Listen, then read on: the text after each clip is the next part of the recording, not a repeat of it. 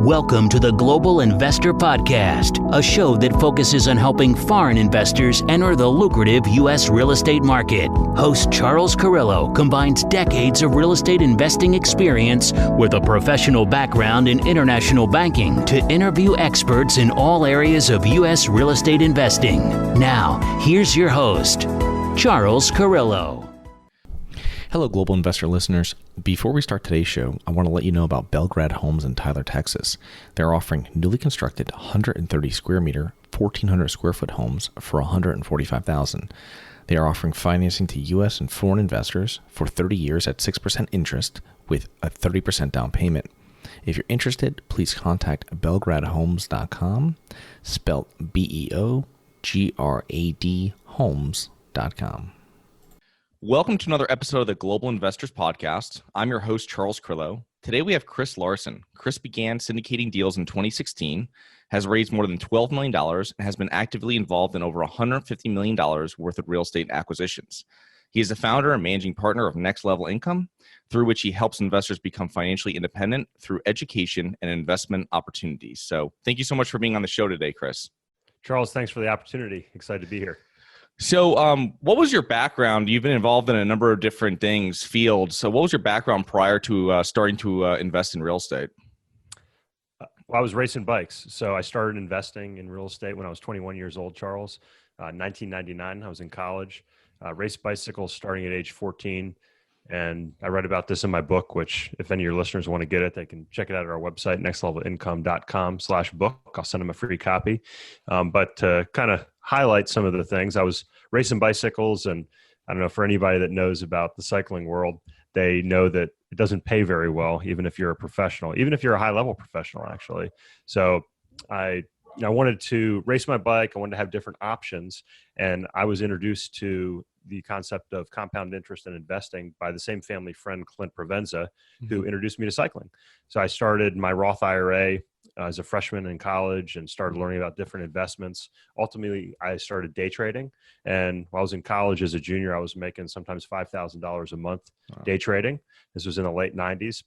And then some months I was losing that or more.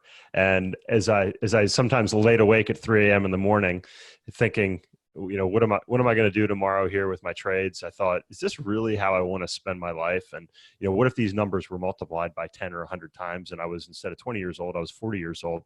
So I looked at other investing options. I'm pretty risk averse by nature. I tell people I don't bet. I only bet on sure things. And as I started to look into different options, real estate really bubbled up to the top. My parents were small real estate investors. They had a few rental properties. So I kind of knew about the concept. But my stepfather, my father passed away when I was 5. My stepfather was a contractor. So he'd do all the work. So that really wasn't that appealing to me. But from an investing perspective, it became appealing. So I bought my first property, age 21, bought another property. And from then on, built a portfolio. And I did, as I mentioned in my book, a bunch of different things, ultimately culminating in the multifamily space in 2013. So I started investing in 2013 in multifamily, formed my partnership with now my former partner in 2015, and we syndicated our first deal in 2016. Nice. So you primarily syndicate properties. Tell us about your first couple real estate investments that you got involved with, what they were, and how you made money with them or lost money. Yeah.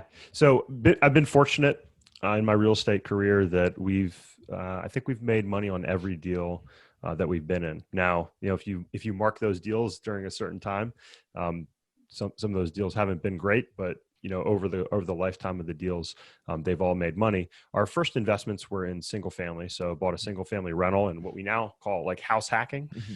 I rented out 2 of the 3 bedrooms in the townhouse that I bought in college. And I bought the place next door. It was another 3 bedrooms. So it was essentially like I had my own little 6-bedroom apartment complex, and then continued from there.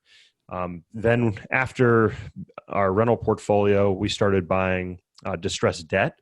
So that's probably the space, if you look at our portfolio, we have individual loans that we had on that distressed debt that sometimes we got blown out of from a creditor order, but as a whole, we made money on that portfolio, and that was a good space to be in, kind of coming out of the Great Recession, where we were able to buy debt sometimes 9 cents on the dollar, and then it doesn't take a lot to get back to that. What type of properties were those? Those were all Yeah, single so family?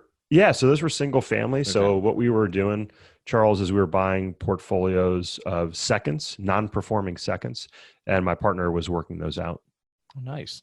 Yeah. So currently with what you guys are focusing on, what are the markets you guys are targeting, and what is your traditional buying criteria? Yeah. So, um, the reason I started in the multifamily space was because of the demographic trends. So I like to follow big trends. I like to follow tidal shifts. I don't like to day trade anymore, and I don't like to bet on short-term moves. I like to bet on long-term moves. So the multifamily space, we focus on that because of what I believe are strong trends that are going to continue through this decade. Started last decade, going to continue through this decade. I talk about the four trends, and those include millennials are renting, baby boomers are renting, immigrants are renting, high income earners are renting. We like to focus on high growth areas of the country. So for us, that's the Southeast. I personally moved from the DC area to North Carolina in 2008 because of the growth trends. So I moved here, moved my family, or started my family, moved my career here for those reasons. And today we focus on the Carolinas. We focus on Florida, Georgia, Texas, and all of our properties have been, as far as the multifamily space, in those areas. We own workforce housing, value add deals starting in the 70s, all the way up to our current acquisition, which is 2014 or 2013, 2014 built, 232 unit complex. So that would be a Class A deal. Yeah. So what we're looking at today, Charles, is light value add, B plus, sometimes A, depending on the market, properties that are typically 200 units or more in, again, those high growth areas, typically in the Southeast. So for your mention of four trends, you've been involved in other different commercial properties in asset classes. What is it really because somebody has to rent? Is that why you're really focused on multifamily, or are you guys interested in any other asset classes currently for syndicating? 90% of what we do is multifamily. So we do have some partnerships in the commercial office space, the self-storage space, as well as the oil and gas space, which is actually particularly exciting right now with the price of oil plunging. It was below zero if you look at the spot price the other day. It's pretty crazy. But yeah, so again, I like multifamily as the cornerstone of my portfolio. I'm very transparent with investors. I say, hey, this is what I do with my money. And 80% of our portfolio is in multifamily. And that is because even if you look at, we're in the middle of the COVID-19 crisis right now, people have to live somewhere, and they typically are going to pay their rent as one of their first bills, if not their first bill, maybe behind groceries. So it's a very stable asset class. And, drilling down again, why, we kind of target different areas at different points in the cycle. We tend to look at the previous market cycles and look at what was strong, what was more stable during those points. And I think multifamily, I call it the Holy Grail in my book. I call it the Holy Grail because personally, I believe the risk-adjusted reward that you get, the risk-adjusted return in multifamily is the most appealing out of any asset class, in my opinion. Yeah, for sure. I was talking to people about when we had multifamily in 2006 to 2009, and people are like, well, did you have problems? I'm like, no, we just weren't doing huge rent increases. You were increasing rent inflation. You know what I mean? If right. Yeah. What that was at that point. But it was, it was just I never had issues with long-term delinquencies or anything like that. So, and it wasn't A class, it was C class, C plus stuff. So that workforce housing, as you said, that you're looking at sometimes or previously in the 70s. But you've raised over $10 million for your real estate investments. Can you explain a little bit about starting? So a new person starting to raise private capital, what they should do or how they would go about that? Yeah. So we're up, I guess, probably about 15 million right around now. And very, very thankful for our group of investors in the trust. So I think, if I was to go back and either give myself advice or talk to somebody like you said, that's looking to raise capital for deals, I think you need to, one, look to yourself first. Would you be comfortable putting money in those deals? I invest in every deal that we syndicate. So, I can tell investors, listen, I'm putting my own money here. I'm putting my family's money here. So I think you need to, there's really three things you need to look into. One, You need to look into the operator that you're working with. Do they have a track record? Do you trust them? Do they understand the space that you're going to invest in with them? 2, we talked a little bit about this, Charles, the market. Are you comfortable with the market? And then 3, are you comfortable with the actual asset, the actual deal size? And you should be able to be very, very comfortable when going into that. Also, if you're going to raise money, I think you need to be able to show an expertise in some of that space. I've been investing for over 20 years in multiple different things. I don't invest in multifamily in the Southeast just because that's what I do in the Southeast. This was very purpose built. So I think, if you're going out and you're saying, hey, Charles, this is an opportunity we have. Would you like to invest alongside of us here? You should be very comfortable with the rationale and the operation side, as well as the analysis side of that deal. The flip side is, if you're an operating partner in that deal, I think that's very strong too. If you have experience on the operation side, maybe you've managed properties before, maybe you have a construction background. Like one of my partners on the operations side has an underwriting on the insurance side background, and he owned a construction company. So, when I take Brandon into a property and walk through it, he's very comfortable working with the contractors. He's very comfortable looking and knowing the costs. He's very comfortable sourcing, different products and different pieces for the value add component. So, pick what you're good at, pick what you understand, focus on what you can add value for your potential investors in that space. And then again, I'd say, my advice is put your money where your mouth is. And, if you're talking to somebody that is bringing you a deal, I would ask those same questions to them as well. Yeah, for sure. It's very important to pick when you're building your team to find out exactly what your specialty is, and then have people round out the rest of your team with stuff that maybe you don't like or you're not good at, which kind of go hand in hand. But when I speak to passive investors, one of the first things I hear about stuff that they don't like about investments they have or operators they work with is the lack of communication. What do you see for your investors? I imagine some of them have invested with other operators as well. What do you see as stuff that they didn't care so much for, or issues they had with previous investments? That's a great point, and I think it's very, very appropriate to ask that question now during times of great uncertainty, Charles. So, I was on an interview yesterday, and we were talking about like what we are doing now that's a little different, and my answer was we're over communicating. So. What we say at Next Level Income is we put investors first through education. That's our first thing. And communication is a big part of education, especially if you're talking about current deals. So we have a monthly update that goes out, whether we're doing monthly distributions or quarterly distributions. We have a monthly update that goes out. What we've done during this period is we've actually increased that to a weekly update for investors. Hopefully investors appreciate that. I think once a week is an appropriate level of communication. We're not bombarding, our investors with a ton of irrelevant data. We try to be very to the point and do that. And we probably should have brought this up when we were talking about what advice do you have. I think, the important thing that you can do is communicate to investors, tell them where we are in the market, tell them what's going on, especially if they have their money with you. You want to let them know, whether it's good news or bad, what's going on. Because the worst news, I say it's akin to being in a dark cave without a flashlight. The fear of the unknown is what creates anxiety. Yeah, for sure. It's keeping in touch with people that have invested through you. And then also in this time as well, it's keeping in touch with people that you owe money to, in the sense of like, we've been on open lines of communication, which I imagine you have as well, with lenders. And just letting them know, hey, our collections are this, everything's fine at this point, everything's going well.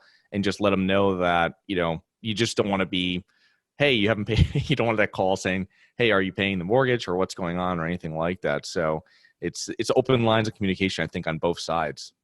No, that's another great point. And, what I did, we have a property here in Asheville downtown. We have 7 units in that property. It's a commercial property. Four of those units, the businesses in them were shut down by the health department. The week before that happened, I went to them and I said, hey, how are things going with your business? Are you affected yet? Things at that point were going reasonably well, but everybody kind of knew what was happening. Things were starting to slow down. People were canceling appointments, like in a hair salon, for instance.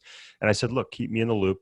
let's work together through this. I didn't make any promises, but when the health department shut them down, I had already contacted my bank, and just like I was able to work out a solution with my tenants in the bank that helped everybody. And I'm in the middle, so this is a challenging time for landlords and property owners and operators, but we worked out something that's manageable for everybody. So I think there's a good example of that in practice.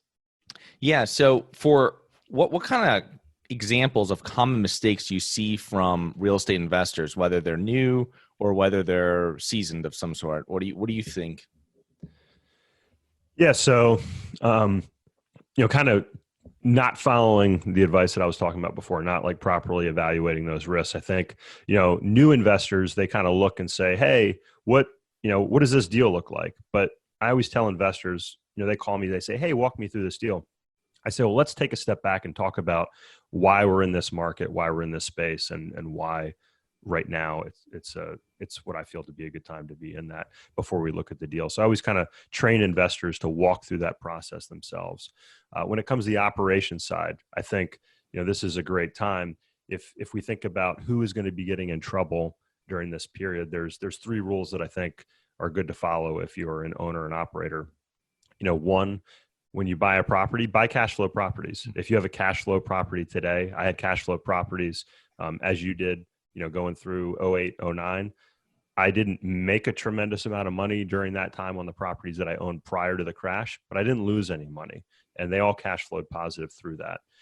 And that's kind of brings to the second point, which is, have long-term debt. So, if you have long-term financing that's stable, so if you had to sell or refinance a property today, that may be a problem for you, especially if you have a hotel or a retail space. It may be a challenge for you. If you have debt that's going to hold through a period that you foresee your value add process or your operations going through, then you can ride out these periods and not be a forced seller. We always like to say, we don't like to be a forced seller. We like to be opportunistic on the buying as well as the selling side. And that brings me to the third point, which is have adequate reserves. So all our properties have, 7 figures of reserves for the most part. 6 to 12 months is good. It's like I write about, I have a little short part in my book, and, I don't go a ton into personal finance, but I think it's great to have, an emergency fund if you're an individual. And, 3, 6, 12 months. I personally like to have, a year's worth of expenses set aside as an individual. I think it's great to have 6 to 12 months set aside. So, those are where I see the mistakes. People, kind of blindly following the near-term trends, not realizing that real estate goes through cycles, not having the appropriate debt, not having appropriate reserves into a space, or, betting heavy on, a speculative construction deal or something like that. That might not go bad. Those or might not go well. Those are some of the things that I saw people really get blown out on 10 years ago, and I imagine people that are doing that are going to face some pain today. Yeah, I think the reserves is a huge thing that's not obviously it's going to be tightening up more, especially with all the agency debt, Fannie and Freddie. Yeah. But right now, I think in the next 6 months, you're going to see people over this whole year doesn't have the reserves, or it's going to come out. And because before you didn't need that much, and now it might be double, it might be triple, right? They're saying even 18 months of mortgage and interest.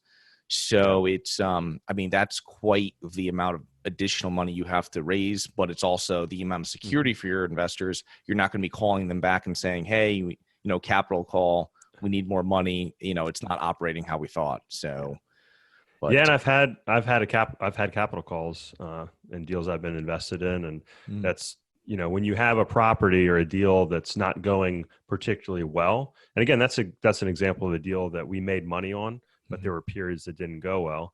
So, when you have a deal that's not going great, and then the operator calls you and says, hey, Chris, can you send us a check so that we can keep this deal going? In some ways you think, man, I'm throwing good money after bad. It'd be a lot more comfortable to have those returns scaled back a little bit. And, I'd rather look at a deal and say, hey, what if these returns were a third lower? But I'm not going to get a capital call. I'd be more comfortable with that deal than a deal that really stretches and says, hey, we're going to, show you exceptional returns, but everything has to go perfectly. Yeah. For some of the passive investments that I'm involved with, some of the operators have come back and they've said, well, we're just going to hold off on sending out the pref stuff, which I'm totally fine with. I'd rather hold off, weather the storm, have more money than less, make sure everything gets paid, everything's done, everything's rented, and then start at that point once we're coming up on the upswing of this to start sending out prefs. If there's additional return that was from before, that's great. If not, then it's just what it is. You'll pick it up when you sell the property or refinance. Exactly. So, well, it's great. How can our listeners get in touch with you and learn more about you and your company? Yeah. So easiest way is to go to our website, charlesnextlevelincome.com. I'm doing a free book giveaway right now during the COVID crisis. So all you got to do is go to our website, nextlevelincome.com, click on the book link. You can get a free ebook right away, or if you put your address in, I'll send you a copy. You can click around there, follow me on LinkedIn, social media. I try to put educational material up every day on our website. And again, you can also check out our podcast. Yep. I really appreciate what you're doing for your listeners here. We love educating individuals on financial matters and helping them on their way to financial education. And what you're doing is a big piece of that, Charles. So I really appreciate having me on. Yeah, thanks, Chris. And looking forward to connecting with you in the near future. Have a great day. Likewise. Thank you so much. Hi guys, it's Charles from the Global Investors Podcast. I hope you enjoyed the show. If you're interested in getting involved with real estate but you don't know where to begin, set up a free 30-minute strategy call with me at schedulecharles.com. That's schedulecharles.com. Thank you. Thank you for listening to the Global Investor Podcast. If you like the show, be sure to subscribe on iTunes or Google Play to get new weekly episodes. For more resources and to receive our newsletter, please visit globalinvestorpodcast.com. And don't forget to join us next week for another episode. Nothing in this episode should be considered specific, personal, or professional advice. Any investment opportunities mentioned on this podcast are limited to accredited investors. Any investments will only be made with proper disclosure, subscription documentation, and are subject to all applicable laws. Please consult an appropriate tax, legal, real estate, financial, or business professional for individualized advice. Opinions of guests are their own. Information is not guaranteed. All investment strategies have the potential for profit or loss. The host is operating on behalf of Harborside Partners Incorporated exclusively.